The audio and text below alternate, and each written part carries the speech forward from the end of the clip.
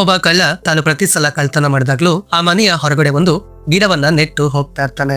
So ಮೀಡಿಯಾದಿಂದ ಪೊಲೀಸ್ವರೆಗೂ ಎಲ್ಲರೂ ಕೂಡ ಈ ಕಳ್ಳ ಪ್ರತಿ ಸಲ ಯಾಕೆ ಒಂದೇ ತರ ಗುರುತನ್ನ ಬಿಟ್ಟು ಹೋಗ್ತಿದ್ದಾನೆ ಅಂತ ತಲೆಯನ್ನ ಕೆಡಿಸಿಕೊಳ್ತಾರೆ.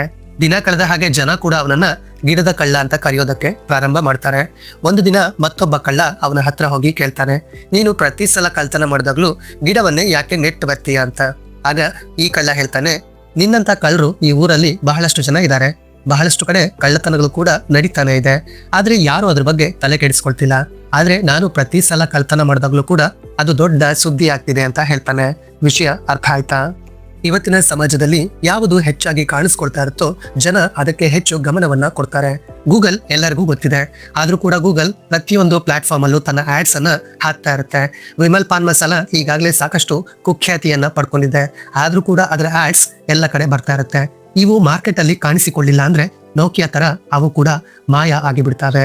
ಸೊ ಒಂದು ವಸ್ತು ಆಗಿರ್ಲಿ ಅಥವಾ ಒಬ್ಬ ಟ್ಯಾಲೆಂಟೆಡ್ ವ್ಯಕ್ತಿ ಆಗಿರ್ಲಿ, ಯಾವಾಗ್ಲೂ ಕಾಣಿಸಿಕೊಳ್ತಾ ಇದ್ದಾಗ ಮಾತ್ರ ವ್ಯಾಲ್ಯೂ ಇರುತ್ತೆ. Be positive and change your life.